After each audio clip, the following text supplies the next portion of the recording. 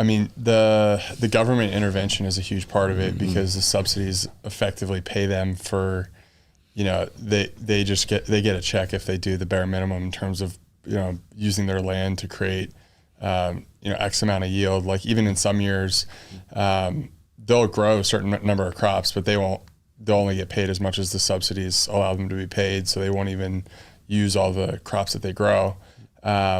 I think the key really is the combination of the subsidies, but also the cheapness of the inputs on the chemical side of things. So instead of having to rely on a lot of labor and people working the land and the natural processes, which is slower, so there's not as much of a turnaround on the soil, they're relying on chemical fertilizers, herbicides, pesticides, things like glyphosate that make it incredibly easy to industrialize the process of creating this food.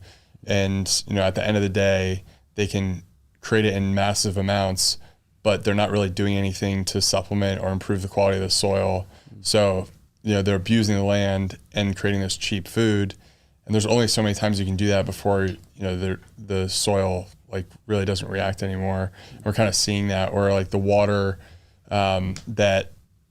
so one great example is like in Georgia, we went down to Will Harris's farm, White Oak Pastures, and he has this amazing video of his farm, regenerative farm, where he's using multi-speciation to improve the topsoil and get carbon back into the soil so that it can absorb water and it has all of the life in the soil. And then his neighbors who are using monocrop agriculture and just, repeatedly on that cycle of just doing, spraying chemicals and using the chemicals to actually create the yield on those crops.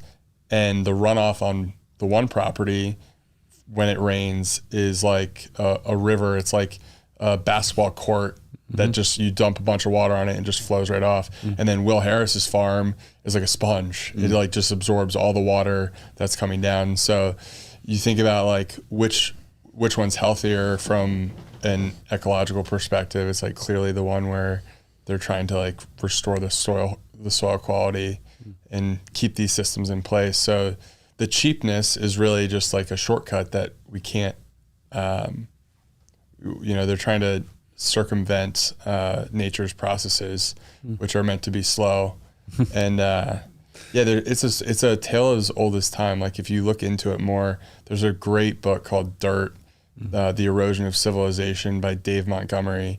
And he talks about George Washington talking about how if we don't take care of our soil, we're going to have to move further west. And if we move further west, there's going to be nowhere further for us to move because we're going to be just out of land to have our sustenance from. So, this problem ends somewhere. And I think it's definitely scary.